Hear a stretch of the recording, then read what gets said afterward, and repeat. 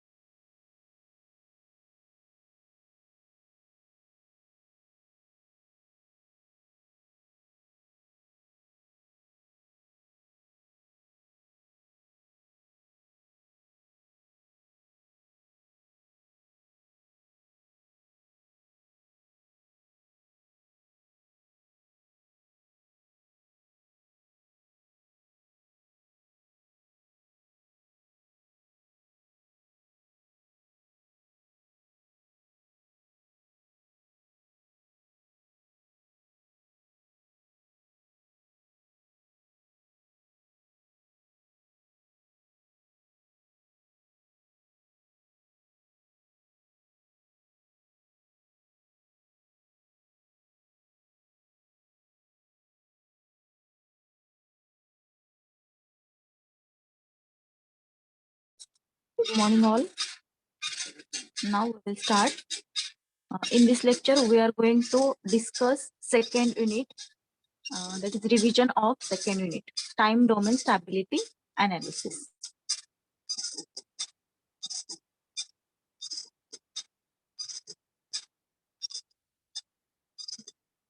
Second unit is time domain stability analysis. This is the syllabus for second unit. Okay.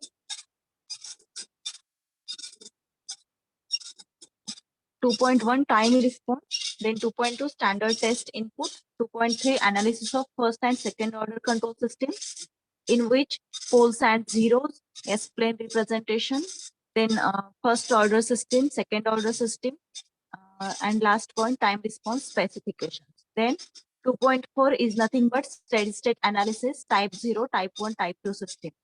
Then 2.5 is nothing but concept of stability, then root locations for unstable and stable system. And 2.6 is root stability criteria and numericals on root stability criteria. Okay.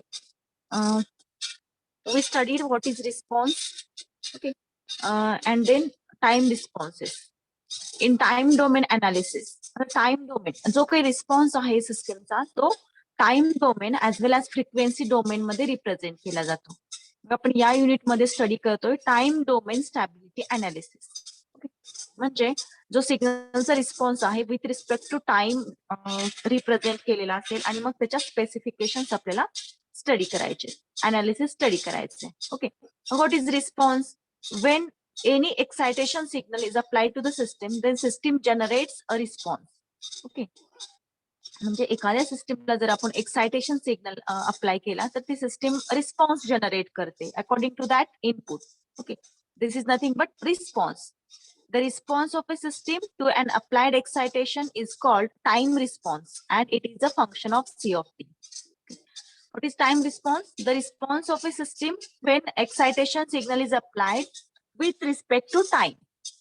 The response system generate करते excitation signal applied केल्यानंतर with respect to time जर आपण तो represent केला तर तो असेल time response. Okay, and it is a function of C of t.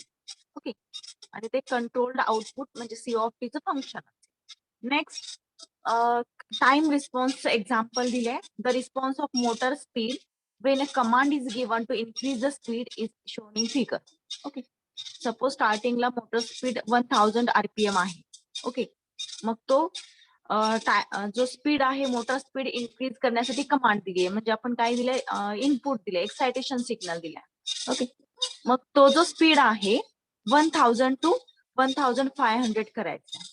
Okay, मग तो ग्रॅज्युअली इन्क्रीज होईल, सडन इन्क्रीज होईल का? नाही होणार आहे. 1000 to परत 11,000, 1100, then 1200, 200, then 1300 असा ग्रॅज्युअली इन्क्रीज होईल आणि मग लास्टला तो 1500 च्या अबोव जाईल थोडासा आणि परत डिक्रीज होऊन लास्टला मग तो स्टेबल होईल. This is nothing but time response of motor speed. Okay, मग डॉटेड जे इंडिकेट केलाय तो आहे कमांड इनपुट. म्हणजे काय करायचंय, कमांड कसं 1000 टू डायरेक्टली 1500 स्पीड इन्क्रीज करायचंय. हे झालं थेरॉटिकली. म्हणजे कमांड इनपुट ऍज इट जसं डॉटेड लाईन मध्ये इंडिकेट केले तसा ग्राफ यायला पाहिजे. पण जो ऍक्च्युअल स्पीड आहे तो लगेच इन्क्रीज होतो का? सडनली 1000 टू 1500 करता येतो का? नाही करता येते. म्हणजे तो ग्रॅज्युअली इन्क्रीज होता 1000 to 1500. This is time response. हा जो मोटर स्पीड आहे विथ रिस्पेक्ट टू टाइम आपण चेक करतोय, त्याच्या स्पेसिफिकेशन स्टडी करतोय. Okay, as seen from figure the motor speed gradually peaks up from 1000 RPM and moves towards 1500 RPM. It overshoots and again corrects itself and finally settle down at the last value. मग graph मध्ये दाखवल्या पद्धतीने हा जो motor speed आहे तो सुरुवातीला कसा होतो 1000 आहे. ओके, सुरुवातीला इथे आहे. मग आपल्याला काय करायचंय, तो 1500 करायचंय. ओके, मग जे कमांड इनपुट आहे 1000 टू डायरेक्टली किती व्हायला पाहिजे, 1500 व्हायला पाहिजे. पण मोटरचा actual motor with respect to time कशी बिहेव करते, 1000 तो काय होईल, तो ग्रॅज्युअली इन्क्रीज होईल आणि पीक व्हॅल्यूला पोहोचेल. पीक व्हॅल्यू म्हणजे काय, की हायेस्ट पीक व्हॅल्यू असेल रिस्पॉन्सची. ओके, मग तो इन्क्रीज होते 1500 पेक्षा थोडासा वर जातोय. ओके, मग परत लो होतोय, परत थोडासा हाय, लो, आणि मग सेटल डाऊन होते, म्हणजे परत सेटल होईल 1500 ला, पण त्यासाठी थोडासा टाइम घेते. ओके, हा जो टाइम आहे टीएस, हा आहे सेटलिंग टाइम. हा जो आहे तो काय आहे? सेटलिंग टाइम आहे. सेटलिंग टाइम म्हणजे काय? Time required to settle the or to constant the output value. म्हणजे जी आउटपुट व्हॅल्यू आहे, फायनल व्हॅल्यू आहे, त्या फायनल व्हॅल्यूला सेटल होण्यासाठी त्या सिस्टीमला जो टाइम लागतो तो असेल सेटलिंग टाइम. ओके, मग फायनली ती जी सिस्टीम आहे स्टार्टिंगला थोडासा टाइम घेईल सेटल होण्यासाठी, आणि तो स्टार्टिंगचा जो टाइम आहे तो आहे ट्रान्झिएंट टाइम. ओके, आणि मग जेव्हा सिस्टीम सेटल होतीये फायनल व्हॅल्यूला तो आहे settling time. Okay, then second example, the response of lift to a input to move up is shown in figure. Second input आहे ग्राउंड फ्लोअर, 0 फ्लोअर वरून first फ्लोअरला कमांड दिली. ओके, म्हणजे input काय दिलंय? सध्या लिफ्ट जे आहे ते कुठे आहे? ग्राउंड फ्लोअरला आहे, 0 फ्लोअरला, आणि मग ते कमांड दिलंय फर्स्ट फ्लोअरला रीच होण्यास. हे आहे कमांड इनपुट. ऍक्च्युअल मुवमेंट कशी होईल मग? जर 0 फ्लोअरला लिफ्ट असेल तिथून ग्रॅज्युअली ती काय होईल? फर्स्ट फ्लोअरला जाईल. सडनली अशी स्टेप इनपुट सारखी होईल का? की लगेचच ती फर्स्ट फ्लोअरला जाईल का? नाही जाणार आहे. म्हणजे कमांड इनपुट च्या अकॉर्डिंगली सिस्टीम आउटपुट जनरेट करते, बट या कमांड इनपुट आणि यामध्ये काय असतं? थोडासा डिफरन्स असतो. ओके, म्हणजे जे ऍक्च्युअल आउटपुट आहे, ऍक्च्युअल रिस्पॉन्स आहे तो वेगळा असतो, आणि जे आपण इनपुट देतो त्याच्या अकॉर्डिंगलीच असतो, बट स्लाइट डिफरंट असतो. मग हे सिस्टीमला कमांड इनपुट दिलंय की 0 फ्लोअरवरून फर्स्ट फ्लोअरला लिफ्ट जायला पाहिजे. मग ऍक्च्युअल मुवमेंट काय असेल की फर्स्ट ती जी लिफ्ट आहे ती 0 फ्लोअर पासून काय होईल? स्लोली फर्स्ट फ्लोअरला जाईल. ओके, मग फर्स्ट फ्लोअरला जाण्यासाठी, सेटल होण्यासाठी जो टाइम लागतो तो असेल सेटलिंग टाइम. ओके, ठीक आहे. Generally speaking, the response of any system thus has two parts: transient response and steady. Lift असेल किंवा हे मोटरचं एक्झाम्पल बघितलं, ह्या दोन्ही रिस्पॉन्सेस मध्ये 2 टाईपचे रिस्पॉन्स आहेत. फर्स्ट जो रिस्पॉन्स आहे तो रिस्पॉन्स जे ऍक्च्युअल कमांड इनपुट देतो त्याला फॉलो करत नाहीये. ओके, आफ्टर जो फर्स्ट रिस्पॉन्स आहे त्यानंतर सेटलिंग टाइम नंतर जो रिस्पॉन्स आहे तो कमांड इनपुटला फॉलो करत असेल, स्टेडी स्टेट असेल. मग यावरून रिस्पॉन्सचे 2 टाईप आहेत. या पण रिस्पॉन्स मध्येच तसंच होत आहे की स्टार्टिंगला ती सिस्टीम काय करते, जे कमांड इनपुट देतोय त्याच्या अबो अँड बिलो ऑसिलेट होतीये, आणि मग सेटलिंग टाइम नंतर ते जे आउटपुट आहे ते स्टेडी असेल. ओके, यावरून रिस्पॉन्सचे 2 टाईप आहेत: transient response and steady state response.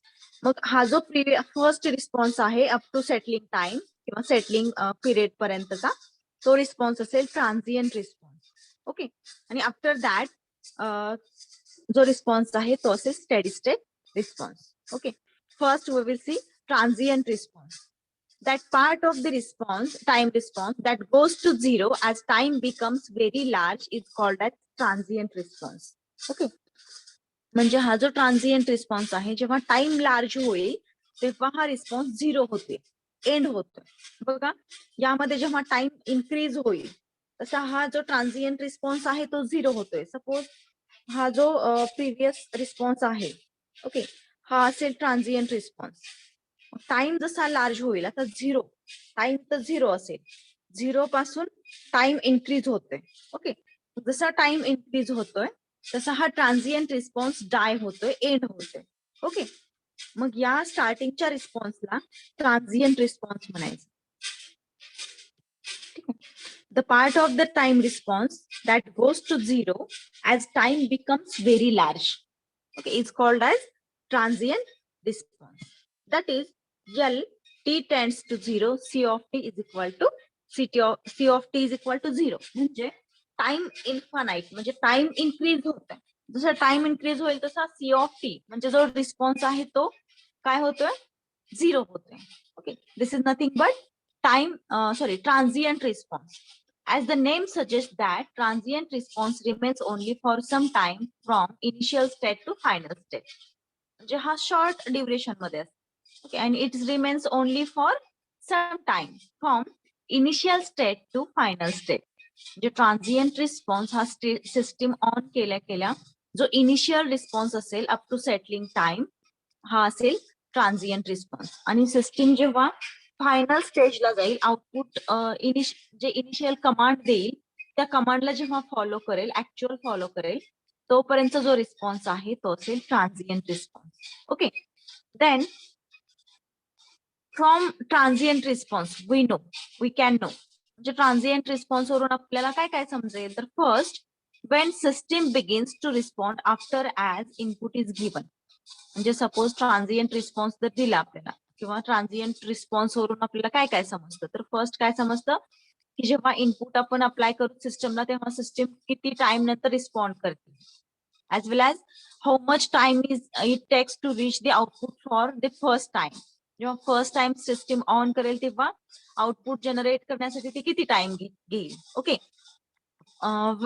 whether the output should beyond the desired value and how much, whether the output oscillates about its final value, and when does it settle to the final value, etc. Concept जे आहेत ते आपल्याला transient response वरून समजतात. ठीक आहे. Next, steady state response. That part of the response that remains after the transient have died out is called as steady state response. म्हणजे transient response die झाल्यानंतर जो रिस्पॉन्स स्टार्ट होतो, जो स्टेडी असतो, तो असेल स्टेडी स्टेट रिस्पॉन्स. ओके, म्हणजे example मध्ये बघितलं आपण, लिफ्टचा रिस्पॉन्स चेक केला, 0 फ्लोअर वरून फर्स्ट फ्लोअरला कमांड इनपुट असेल. ओके, मग हा जो स्टार्टिंगचा रिस्पॉन्स आहे 0 फ्लोअर पासून 1 फ्लोअर पर्यंत पोहोचेपर्यंतचा, तो असेल ट्रान्झिएंट. आणि after that settling time TS, जो रिस्पॉन्स असेल तो स्टेडी असेल, तो कमांड इनपुटला फॉलो करेल. ओके, मग हा जो रिस्पॉन्स आहे ट्रान्झिएंट डाय झाल्यानंतरचा, तो असेल स्टेडी स्टेट रिस्पॉन्स. ओके, असे दोन टाईपचे रिस्पॉन्स आहेत, transient response and steady state response. Okay, then from the steady state we can know. मग स्टेडी स्टेट रिस्पॉन्स वरून आपल्याला काय काय समजतं. How long it took before, whether there is any error between the desired and actual value. Desired value आणि actual value मध्ये काय difference आहे का, एरर आहे का. ठीक आहे, हे आपल्याला स्टेडी स्टेट रिस्पॉन्स वरून समजतं. as well as whether this error is constant, 0 or infinite, that is unable to track the input. जो एरर आहे तो कॉन्स्टंट आहे, 0 आहे की इन्फानाइट आहे, हे आपल्याला स्टेडी स्टेट रिस्पॉन्स समजतं. ठीक आहे. Next, steady state response. what is transient and steady state response? It is shown in the given figure. Okay, मग जो स्टार्टिंगचा रिस्पॉन्स आहे ज्यामध्ये ऑसिलेशन्स आहेत, तो रिस्पॉन्स आहे transient response up to TS, settling time पर्यंत. या रिस्पॉन्स मध्ये, ट्रान्झिएंट रिस्पॉन्स मध्ये इनिशियल स्टेट पासून, जेव्हा सिस्टीम तुम्ही स्टार्ट करताय तेव्हा इनिशियल स्टेट पासून तो फायनल व्हॅल्यूला रीच होईपर्यंतचा जो रिस्पॉन्स आहे तो आहे transient response. Then after transient dies out, जे ट्रान्झिएंट एंड झाल्यानंतर, डाय झाल्यानंतर स्टेडी स्टेट रिस्पॉन्स स्टार्ट होईल. मग स्टेडी स्टेट रिस्पॉन्स हा जो डिझायर्ड आउटपुट आहे आणि जे ऍक्च्युअल आउटपुट आहे, या दोन्ही मध्ये जो डिफरन्स आहे तो असेल स्टेडी स्टेट एरर. मग हा एरर कॉन्स्टंट आहे की इन्फानाइट आहे की फायनाइट आहे, हे आपल्याला स्टेडी स्टेट रिस्पॉन्स वरून समजतं. ठीक आहे. Then steady state and transient response, म्हणजे जो ट्रान्झिएंट रिस्पॉन्स आहे तो in the form of oscillations पण असू शकतो किंवा एक्सपोनेन्शियल पण असू शकतो. ओके, मग जर एक्सपोनेन्शियल असेल तर स्टेडी स्टेट रिस्पॉन्स हा डायग्राम मध्ये दाखवल्याप्रमाणे असतो, म्हणजे तो ग्रॅज्युअली इन्क्रीज होईल, त्यामध्ये ऑसिलेशन्स नसतील. म्हणजे एक्झाम्पल बघितलं आपण लिफ्टचं, 0 फ्लोअर पासून फर्स्ट फ्लोअरला जर रीच व्हायचं असेल तर जी लिफ्ट आहे ती स्लोली फर्स्ट फ्लोअरला पोहोचेल, म्हणजे तो रिस्पॉन्स कसा झाला, एक्सपोनेन्शियल. ओके, मग after the transient steady state response start. Okay, म्हणजे ट्रान्झिएंट रिस्पॉन्स डाय झाल्यानंतर हा स्टेडी स्टेट रिस्पॉन्स स्टार्ट होईल. This is nothing but steady state response and steady state transient response. Okay, then Second point is standard test in step input, ramp input, parabolic and impulse input. Their need, significance and corresponding Laplace representation. Okay. What is standard test signals? It is very interesting fact to know that most control systems do not know that what their inputs are going to be. Okay. Thus, system design cannot be done from input point of view as we are unable to know in advance the type of input. Okay. जेव्हा system generate केली जाते तेव्हा त्या सिस्टीमला input काय असेल हे अगोदर डिझायर केले जाते.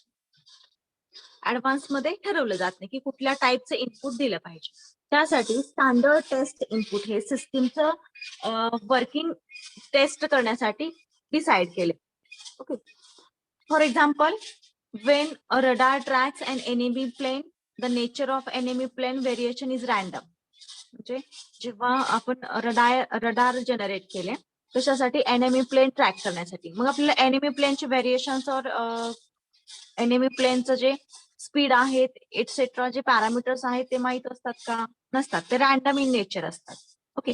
म्हणजे ते सिस्टीम आपल्याला टेस्ट करण्यासाठी काही सिग्नलची किंवा आवश्यकता आहे. मग ते कुठले कुठले सिग्नल्स आहेत? तर 4 टाईपचे सिग्नल्स आहेत. फर्स्ट सिग्नल हा सडन चेंज डिटेक्ट करतो. Second momentary shock. Third a constant velocity and fourth a constant acceleration. असे 4 टाईपचे सिग्नल आहेत. फर्स्ट म्हणजे स्टेप इनपुट जो की सडन चेंज सिग्निफाय करतो. Second impulse input signifies momentary shock. Then third, ramp input, it signifies a constant velocity. And fourth, parabolic input, which signifies constant acceleration. Okay. अशा 4 टाईपचे standard test signals आहेत जे की system response analyse करण्यासाठी आपण use करतो. System response check करण्यासाठी use करतो. Step input, impulse input, ramp input and parabolic input. या इनपुट्सला म्हणायचं standard test inputs or standard test signals. Okay. म्हणजे जेव्हा एखादी सिस्टीम जनरेट होईल बिफोर पॅकिंग करायच्या अगोदर ती टेस्ट केली जाते by giving this standard test input. Okay. मग फर्स्ट इनपुट आहे step input. Step input it is shown in the figure. Its amplitude is constant, that is nothing but R for all time values. म्हणजे जो amplitude आहे step इनपुटचं all time व्हॅल्यूजला ते constant असेल. Okay. मग त्याचं इक्वेशन कसं येईल? R of T is equal to R into U of T. मग आर म्हणजे काय? एम्प्लिट्यूड. ते कॉन्स्टंट असेल R into U of T. Okay. For T is greater than 0. म्हणजे हा जो सिग्नल आहे स्टेप इनपुट तो कधी प्रेझेंट आहे? फक्त T is greater than 0 and it is 0 for T is less than 0. आणि हा जो स्टेप इनपुट सिग्नल आहे तो टी इज लेस दॅन 0 ला अबसेंट आहे. मॅथमॅटिकल रिप्रेझेंटेशन कसं केलंय? फ्रॉम द गिव्हन फिगर और ग्राफिकल रिप्रेझेंटेशन. जे ग्राफिकल रिप्रेझेंटेशन आहे यावरून हे मॅथमॅटिकल इक्वेशन राईट आउट केलंय. मग कसं केलंय? R is nothing but amplitude, U of T is nothing but the step input signal. जो सिग्नल आहे तो ओके आर ऑफ टी. आता आर ऑफ टी कसा रिप्रेझेंट केलाय? Reference input is equal to R into U of T for T is greater than 0. म्हणजे हा जो step input signal आहे टी इज ग्रेटर दॅन 0 ला प्रेझेंट आहे आणि तो काय आहे? R into U of T. R is nothing but amplitude. This signal signifies a sudden change in the reference input R of T at time T is equal to 0. मग या सिग्नलचं Laplace representation काय येईल? R is nothing but constant. Okay. And U of T as it is. मग याचं Laplace representation कसं येईल? R upon S. Okay. R हा कॉन्स्टंट आहे. त्या ठिकाणी ए व्हॅल्यू जरी घेतली एम्प्लिट्यूडची तरी चालू शकते. मग याचं लॅपलास ट्रान्सफॉर्म येईल R upon S. Okay. Then unit step input.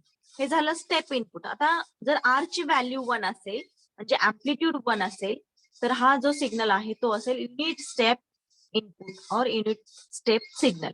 Okay. मग इक्वेशन कसं येईल? R of T is equal to 1 into U of T. R ची व्हॅल्यू किती आहे? 1 आहे. म्हणजे एम्प्लिट्यूड 1 आहे. त्या सिग्नलला म्हणायचं युनिट स्टेप इनपुट. यामध्ये हा जो सिग्नल आहे सेम इक्वेशन येईल. R of T is equal to आरच्या ठिकाणी फक्त 1 व्हॅल्यू पुटअप करायची. 1 into U of T is equal to 1. U of T काय घेते, युनिट स्टेप इनपुट आहे. T is greater than 0. Condition कशी येईल, हा जो सिग्नल आहे तो फक्त टी इज ग्रेटर दॅन 0 ला प्रेझेंट आहे, टी इज लेस दॅन 0 ला हा सिग्नल अबसेंट आहे ग्राफिकल रिप्रेझेंटेशन मध्ये. Okay, this signal signifies a sudden change in the reference input R of T at time T is equal to 0. मग Laplace representation कसं येईल, 1 चं Laplace transform 1/s. Okay, step इनपुटचं 1 च्या ठिकाणी R होत. ओके, सिंपल आहे. स्टेप इनपुट हा त्याचं ग्राफिकल रिप्रेझेंटेशन दाखवलं इथं.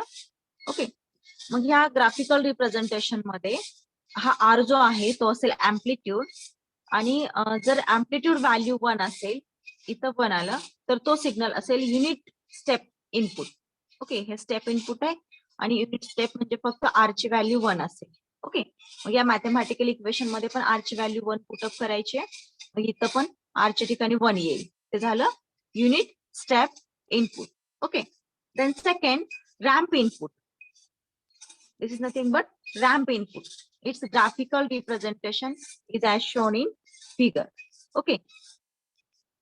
Mathematical representation R of t is equal to R into t. R is nothing but slope of this line. Okay. जी line आहे त्या लाईनचा स्लोप म्हणजे R. R of t is equal to R into t. With respect to time, हा R जो आहे तो vary होतो, चेंज होतो. Okay. Signal have constant velocity. या सिग्नलची काय कॉन्स्टंट असेल, वेलॉसिटी कॉन्स्टंट आहे. That is constant change in its value with respect to time. म्हणजे आर ऑफ टी चे इक्वेशन काय येईल, R into T. R is nothing but magnitude of this line, R into T. This signal is present only for T is greater than 0. म्हणजे हे ज्या conditions आहेत ह्या step input सारख्याच आहेत. म्हणजे हा सिग्नल फक्त या फर्स्ट क्वाड्रंट मध्येच आहे.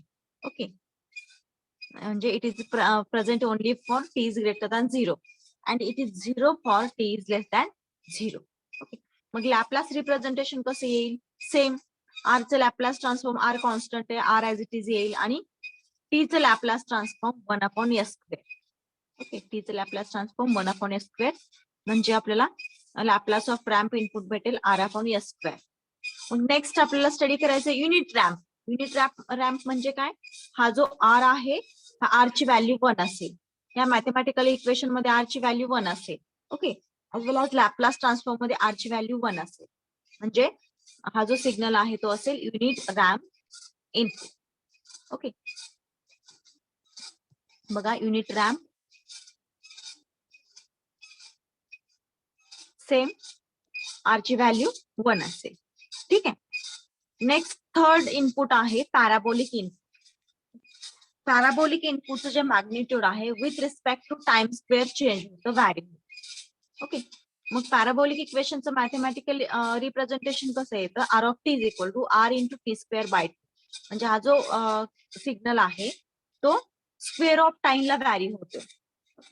म्हणजे बघा, हा जो पॅराबोलिक इनपुटचा हा जो कर्व आहे तो with respect to square of time म्हणजे टी स्क्वेअरला व्हॅरी होतोय. काय व्हॅरी होतं, its magnitude. Its magnitude is nothing but R. R vary होतोय with respect to square of time. म्हणून इथं मॅथमॅटिकल रिप्रेझेंटेशन कसं केलंय, R of T is equal to R into T square by 2. Okay, for it is present only for T is greater than 0. म्हणजे हा जो signal आहे तो फक्त टी इज ग्रेटर दॅन 0 ला प्रेझेंट आहे. It is 0 for T is less than 0. ह्या condition same आहेत. ओके, ठीक आहे. And it is its magnitude is changes with square of time. So T square is there. Okay, इथं T square का आहे, कारण या पॅराबोलिक इनपुट सिग्नलचं जे मॅग्निट्यूड आहे ते with respect to square of time change होते, व्हॅरी होते. मग आता इथे लॅपलास रिप्रेझेंटेशन कसं घ्यायचंय, आर हा कॉन्स्टंट आहे तो ऍज इट इज येईल, T square by 2. T square साठी फॉर्म्युला यूज करायचा n factorial divide by s raise to n plus 1. Okay, हा फॉर्म्युला यूज करायचा. मग टी स्क्वेअरचं लॅपलास येईल 2/s³ येईल. मग 2 कॅन्सल होईल, 1/s³ राहील. ठीक आहे, म्हणजे लॅपलास काय येईल R upon S cube. Same previous input सारखं युनिट पॅराबोलिक इनपुट म्हणजे हा जो आर आहे आर ची व्हॅल्यू 1 असेल. ओके, म्हणजे मॅथमॅटिकल इक्वेशन कसं येईल युनिट पॅराबोलिकचं आर ची व्हॅल्यू 1 पुटअप केल्यानंतर टी स्क्वेअर बाय 2 आणि मग लॅपलास रिप्रेझेंटेशन कसं येईल 1 बाय एस क्यूब.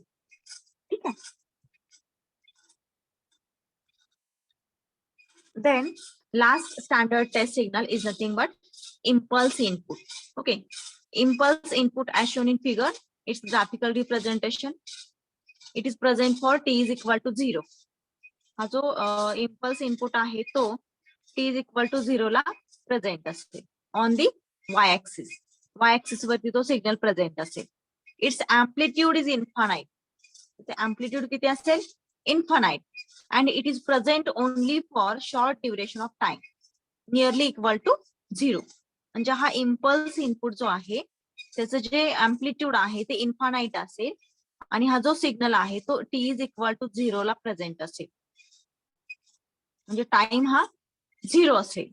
टाइम 0 असेल तेव्हा हा सिग्नल प्रेझेंट असेल. Its amplitude is very high, म्हणजे that is nothing but infinite. And its area is very short, nearly equal to 0. हा जो प्रेझेंट एरिया आहे तो काय असेल खूप शॉर्ट असेल, कमी असेल, नियरली इक्वल टू 0 असेल. मग हा सिग्नल कसा रिप्रेझेंट करायचा R of T is equal to 1. Okay, म्हणजे जो हा जो एरिया आहे तो किती कन्सिडर केलाय 1 कन्सिडर केलाय.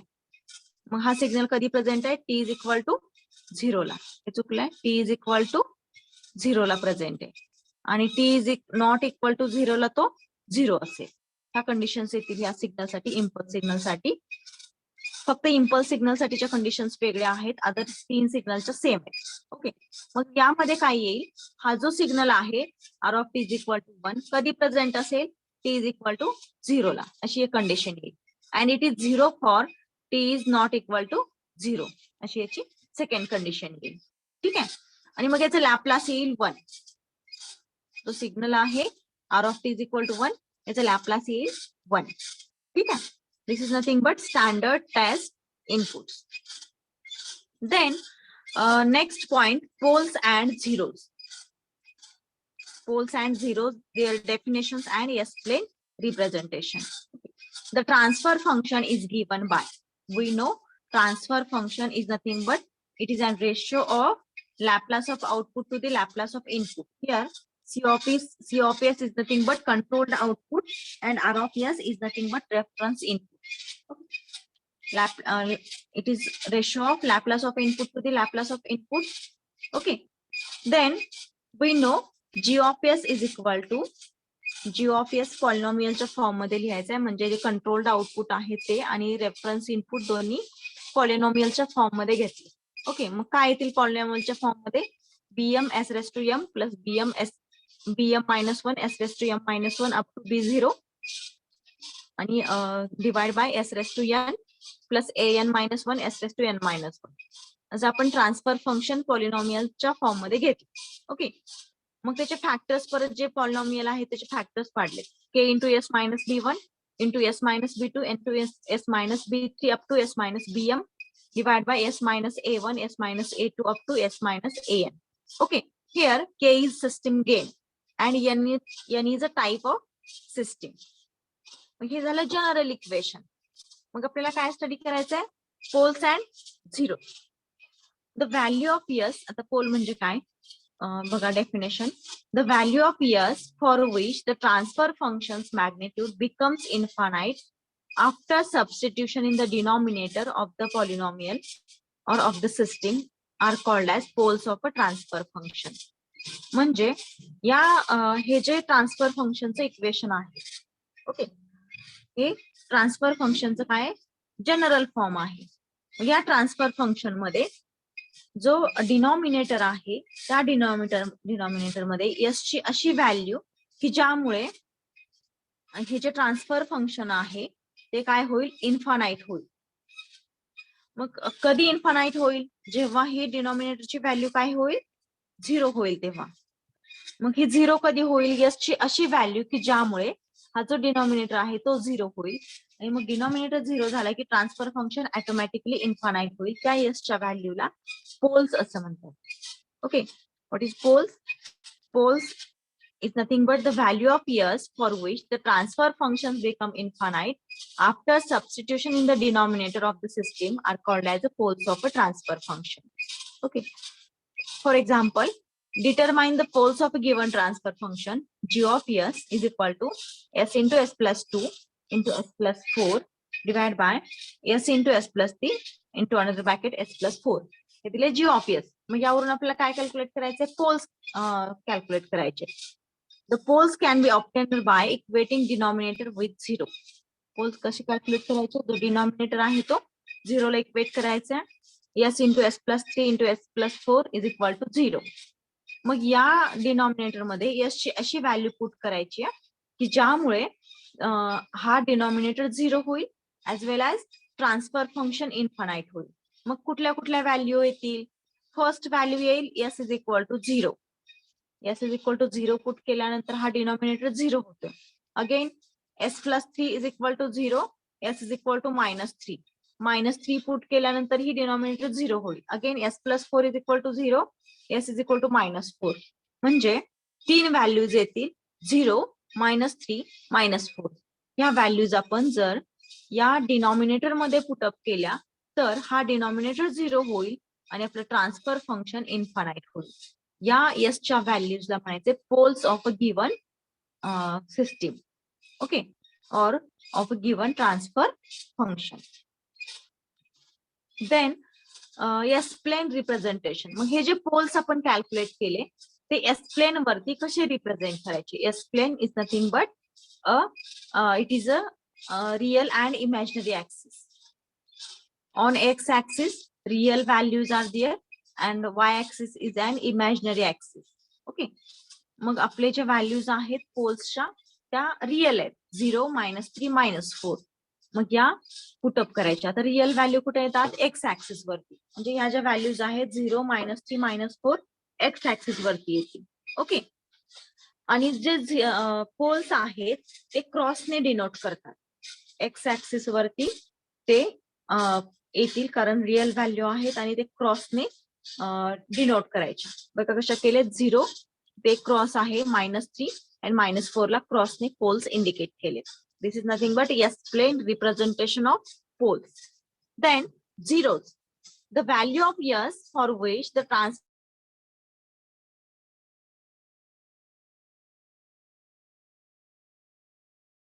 are called as zeros of a transfer function. Okay, poles denominator function infinite करतो. झिरोज हे न्यूमरेटरला 0 करतात आणि ट्रान्सफर फंक्शनलाही 0 करतात. मग s ची अशी व्हॅल्यू की ज्यामुळे ट्रान्सफर फंक्शन 0 होईल ऍज वेल ऍज न्यूमरेटर 0 होईल, त्या s च्या व्हॅल्यूजला म्हणायचंय zeros of a transfer function. Determine the zeros of given transfer function. G of S दिले आणि झिरोज कॅल्क्युलेट करायचे. मग जो न्यूमरेटर आहे त्या न्यूमरेटर मध्ये एस ची अशी व्हॅल्यू पुटअप करायची की त्यामुळे ट्रान्सफर फंक्शन 0 होईल. मग काय येईल? जो न्यूमरेटर आहे तो 0 ला इक्वेट करा. s into S plus 2 into S plus 4 is equal to 0.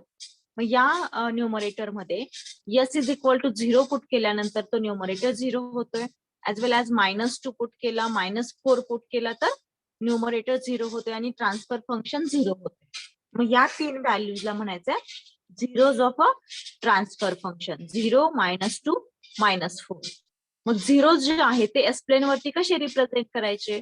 तर 0 ने रिप्रेझेंट करायचे.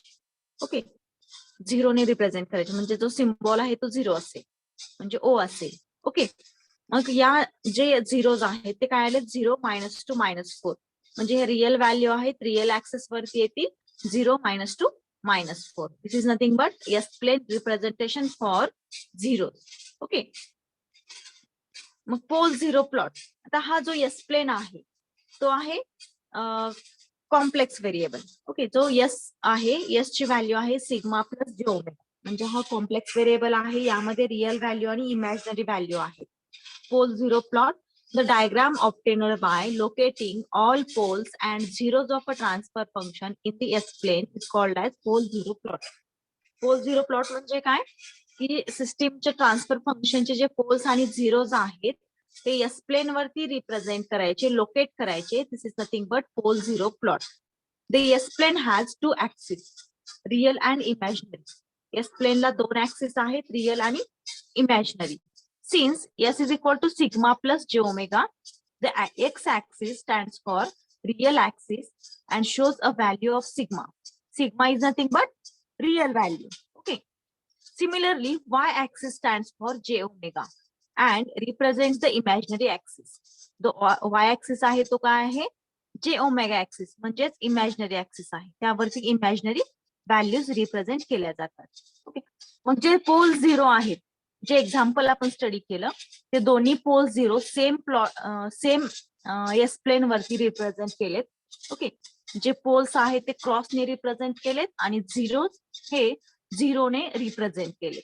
Okay. This is pole zero plot of given transfer function. मग एक्झाम्पल्स आहेत त्यावरती. त्याच्या अगोदर आपल्याला कॅरेक्टरिस्टिक इक्वेशन म्हणजे काय बघायचं आहे. What is characteristic equation? The equation obtaining by equating the denominator polynomial of a transfer function to zero is called as characteristic equation. जर ट्रान्सफर फंक्शन दिलेलं असेल, त्या ट्रान्सफर फंक्शनचा जो डिनॉमिनेटर आहे तो डिनॉमिनेटर झिरोला इक्वेट केल्यानंतर आपल्याला कॅरेक्टरिस्टिक इक्वेशन भेटेल. मग त्याची डेफिनेशन काय? The equation obtained by equating the denominator polynomial of a transfer function to zero is called as characteristic equation. Okay. मग त्याच्यावरती एक्झाम्पल्स आहेत पोल झिरो प्लॉट आणि कॅरेक्टरिस्टिक इक्वेशन वरती. प्रॉब्लेम कशा प्रकारचा असतो बघा. For the given transfer function दिलंय K into S plus 6 divide by S into S plus 2 into S plus 5 into S square plus 7s plus 12. यावरून आपल्याला पोल्स झिरोज कॅल्क्युलेट करायचे, पोल झिरो प्लॉट कॅल्क्युलेट करायचे आणि characteristic equation. मग आपण हे previous study केलंय. कसे कॅल्क्युलेट करायचे पोल्स म्हणजे काय? The value of S which makes when we put it into the denominator then transfer functions becomes infinite. म्हणजे s ची अशी व्हॅल्यू की ज्यामुळे डिनॉमिनेटर झिरो होईल आणि ट्रान्सफर फंक्शन इन्फानाइट होईल. त्या s च्या व्हॅल्यूजला म्हणायचे पोल. पोल्स कॅल्क्युलेट करा अगोदर. Denominator equating to zero, s into S plus 2 into S plus 5 into S square plus 7s plus 12 is equal to zero. हा जो डिनॉमिनेटर आहे तो झिरोला इक्वेट केला. मग फ्रॉम दी गिवन डिनॉमिनेटर, जो डिनॉमिनेटर आहे यावरून एस ची व्हॅल्यू झिरो असेल तेव्हा हा डिनॉमिनेटर झिरो होईल. अगेन -2 असेल तेव्हा मायनस, मग S square plus 7s plus 12 त्याचे फॅक्टर्स आपल्याला पाडावे लागतील. ओके. म्हणजेच मल्टिप्लिकेशन 12 यायला पाहिजे आणि ऍडिशन 7 यायला पाहिजे. अशा दोन व्हॅल्यू शोधा की यामुळे त्याचे फॅक्टर्स पडतील. ओके. मग S square plus 7s plus 12, 4 आणि 3 या व्हॅल्यूज येतील. 4 इंटू 3 12 and 4 plus 3 7. ओके. मग आपल्याला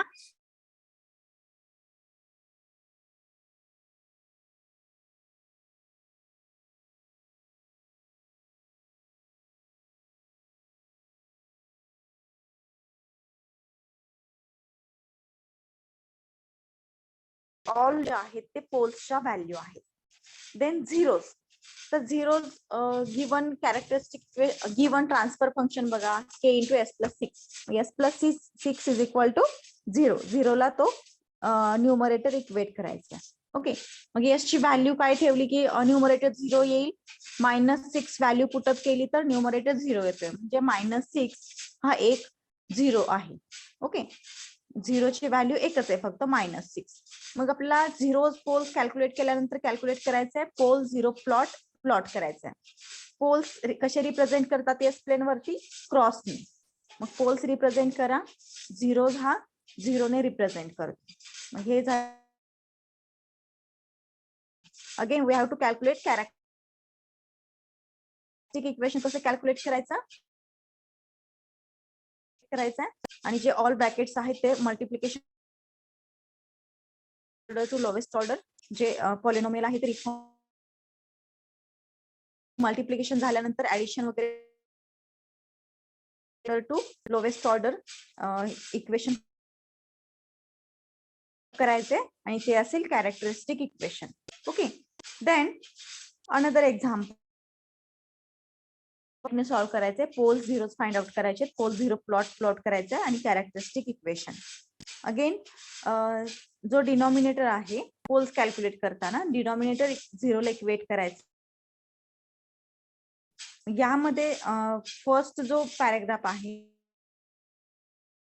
S square plus 2s plus 2 याचे फॅक्टर्स पडत नाही. मग ते कसे पाडायचे? कुठल्या फॉर्म्युल्याने? Minus B plus minus under root b's square minus 4ac divide by 2a या फॉर्म्युल्याने याचे फॅक्टर्स पाडायचे. सेकंड ब्रॅकेट आहे S square plus 7s plus 12 4 and 3 याचे फॅक्टर्स येतील एस प्लस 3 एस प्लस 4 म्हणजे 3 पोल्स भेटतील आपल्याला S equal to 0 minus 3 minus 4 आणि या ब्रॅकेटचे फॅक्टर्स कसे पाडायचे? Minus B plus minus under root B square minus 4ac. Okay करायचे मग रूट्स काय येतील? S is equal to minus 1 plus J and minus 1 minus J म्हणजे पोल्स कसे आले? Again minus 1 plus J minus 1 minus J असे poles आले.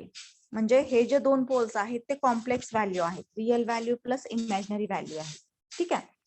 आणि झिरोज कॅल्क्युलेट करा. झिरोज कसे कॅल्क्युलेट करायचे? जो न्यूमरेटर आहे न्यूमरेटर इक्वेटिंग टू 0. न्यूमरेटर काय आहे? S plus 2. S plus 2 is equal to 0. S is equal to minus 2. झिरोची व्हॅल्यू येईल मायनस 2. मग हे जे पोल्स झिरो आहेत ते पोल झिरो प्लॉट वरती म्हणजे एस प्लेन वरती रिप्रेझेंट करा. Zeros represented by cross zero and poles represented by a cross. Okay. मग जी इमॅजिनरी व्हॅल्यू आहे कॉम्प्लेक्स व्हॅल्यू आहे ती कशी रिप्रेझेंट करायची एस प्लेन वरती? फर्स्ट व्हॅल्यू काय आहे? Minus 1 plus J. Minus 1 real value आहे, रिअल निगेटिव्ह रिअल व्हॅल्यू आहे म्हणजे मायनस 1. ओके. आणि प्लस जे. मग मायनस 1 आणि प्लस जे इथून डॉटेड लाईन्स घ्यायच्या आणि ज्या जिथं क्रॉस होत आहे तिथं आपला पोल येईल. मायनस 1 मायनस जे. मायनस 1 पासून एक डॉटेड लाईन, मायनस जे पासून एक डॉटेड लाईन आणि ते जिथं क्रॉस होतील तिथे आपला हा पोल येईल मायनस 1 मायनस जे. ओके. बाकीचे तर सिंपल आहेत. ठीक आहे. नेक्स्ट थर्ड आहे कॅरेक्टरिस्टिक इक्वेशन कॅल्क्युलेशन. कसं कॅल्क्युलेट करायचं? वेट करायचं, सिम्प्लिफिकेशन वगैरे परफॉर्म करायचंय. मल्टिप्लिकेशन झाल्यानंतर सेम टर्म्सची ऍडिशन करायची आणि मग लास्टला आपल्याला पॉलिनॉमियल भेटेल. ओके. अशा टाइपचे न्यूमरिकल्स असतात. पोल्स झिरो कॅल्क्युलेट करायचे, पोल झिरो प्लॉट करायचे आणि कॅरेक्टरिस्टिक इक्वेशन फाइंड आउट करायचे. 4 मार्क्स आहेत. ठीक आहे.